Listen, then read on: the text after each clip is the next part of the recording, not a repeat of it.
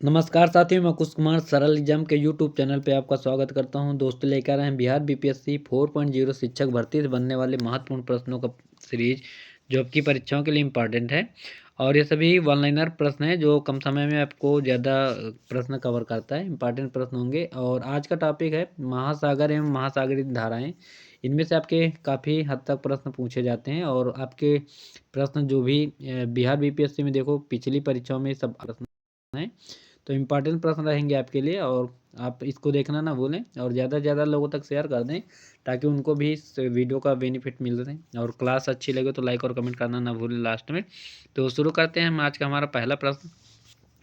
प्रश्न है हमारा, जलधाराएँ हैं। तो गर्म जलधाराओं में आपका आएगा अलास्का की धारा, मोजाम्बिक की धारा और एंटीलीस की धारा, ये आपकी गर्म धारा है। और गल्फ स्ट्रीम जो है ये भी आपकी गर्म जलधारा है। लेब्राडोर एक ठंडी जलधारा के नाम से जानी जाती है। नेक्स्ट हमारा प्रश्न है, सारगैसो सागर एक हिस्सा है। तो ये उत्तरी अटलांटिक महासागर का हिस्सा है और सारगैसो नाम की एक घास पाई जाती है। ठीक, और ये फिलहाल सारगैसो क्या है, तो एक सागर नहीं है। सारगैसो एक घास है और उत्तरी अटलांटिक महासागर के बीचों बीच में सारगैसो नाम की घास पाई जाती है और इसी को कहते हैं सारगैसो सागर। ठीक, और नेक्स्ट हमारा प्रश्न है, हिंद महासागर की प्रमुख जलधारा कौन सी है। तो कभी कभी जलधाराओं का मैचिंग करने के लिए आ जाता है, कौन सी जलधारा किस महासागर की है। तो मोजाम्बिक जो जलधारा है ये हिंद महासागर की है और ये एक गर्म जलधारा है। ठीक, तो आप इसको याद रखिएगा, गर्म जलधारा कौन सी है और ठंडी कौन सी है और कौन सी जलधारा किस महासागर में पाई जाती है।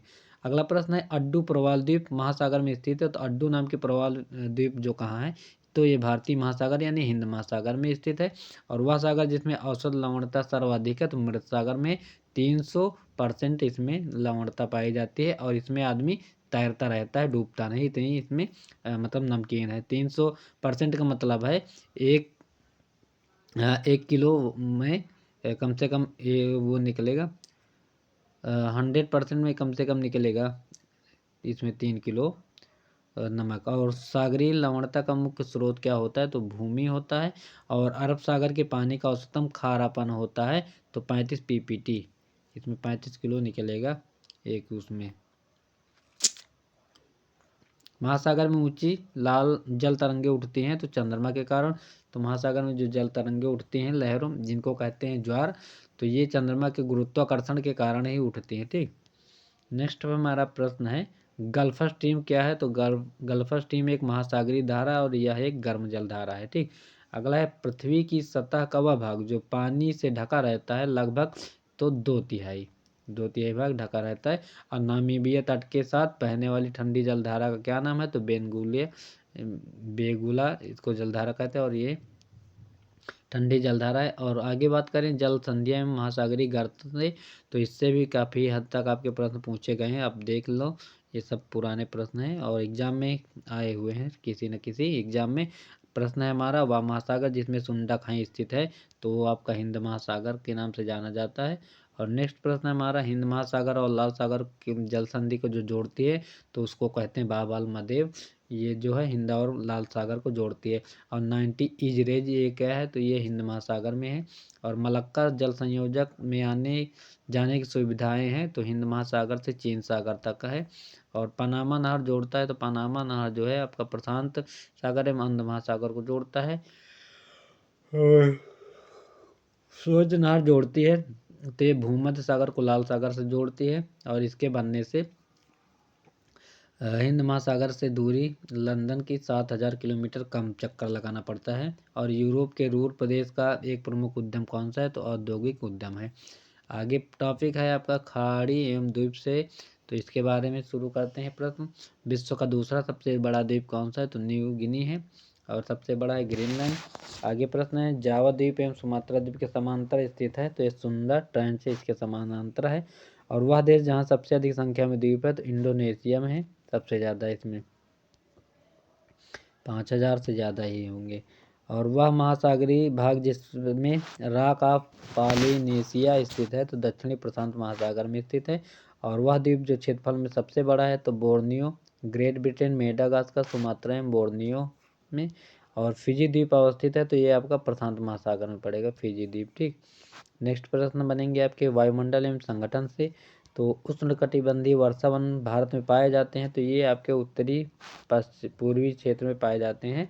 और क्षोभ मंडल के बारे में सत्य कथन कौन सा है, तो इसकी औसत ऊंचाई जो होती है 13 किलोमीटर होती है क्षोभ मंडल। और बारिश और बादलों का चमकना, गर्जना, ये सारी जो होती हैं क्रियाएं, ये आपके क्षोभ मंडल में पाई जाती हैं। और सबसे ज़्यादा इसमें घनत्व पाया जाता है। पृथ्वी के वातावरण में सबसे प्रचुर मात्रा में पाई जाने वाली गैस कौन सी है, तो ये आपकी नाइट्रोजन है। 78% इसका परसेंटेज पाया जाएगा। और ओजोन परत पाई जाती है, तो समताप मंडल में ओजोन परत होती है। और इसके अवक्षेपण होने से जो प्रकाश की किरणें, वो अल्ट्रा रेज जो होती हैं, वो पृथ्वी पे आ जाती हैं, जिसकी वजह से इंसानों में स्किन कैंसर की दिक्कत होने लगती है। और समताप मंडल में ही हवाई जहाज उड़ते हैं, और इसी की वजह से समताप मंडल में दिक्कत होती है। और CFC गैस जो होती है समताप मंडल को ज़्यादा प्रभावित करती है। ठीक। और अगला प्रश्न है, ओजोन परत बताता है, तो पृथ्वी की सतह से 15 से 20 किलोमीटर की ऊपर जो वायुमंडल की परत होती है, वो ओजोन परत होती है। और नेक्स्ट प्रश्न है, पृथ्वी के चारों ओर गैसों के समूह को क्या कहा जाता है, तो इसको वायुमंडल कहा जाता है। आगे बात करें वायुमंडल आर्द्रता एवं पवन संचार तथा चक्रवात के बारे में, तो प्रश्न इसमें इम्पॉर्टेंट है। गरजने वाली चालसा, क्रुद्ध पचासा, चीखने वाली साठा पवनें पृथ्वी के गोलार्ध में चलती हैं, तो ये दक्षिणी गोलार्ध में चलती हैं। और एक प्रभावी कोरियालिस बल होता है, तो पृथ्वी के घूर्णन के कारण होता है।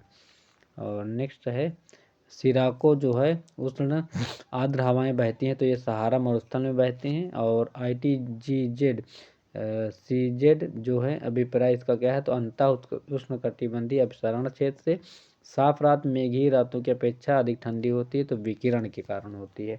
अब आपको इसका हम डिटेल बता दें अच्छे से, ताकि आप कभी भूलो ना।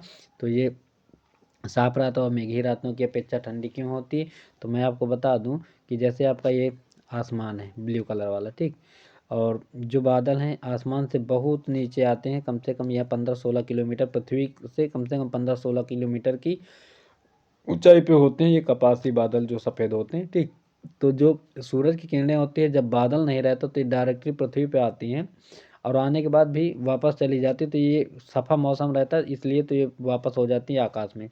लेकिन जब ऐसे होता है, जब बादल हो जाते हैं, तो इसकी गर्मी तो बादलों को चीर के निकल आती है पृथ्वी पे, पर इसकी जब यहाँ से वापस होती है, परावर्तित होती है गर्मी, तो ये पूर्ण रूप से आकाश में ना जाके इन्हीं बादलों में रह जाती है। तो इसकी वजह से क्या होता है कि गर्म ज़्यादा होता है, बादलों वाली रात अधिक गर्म इसी वजह से होती है।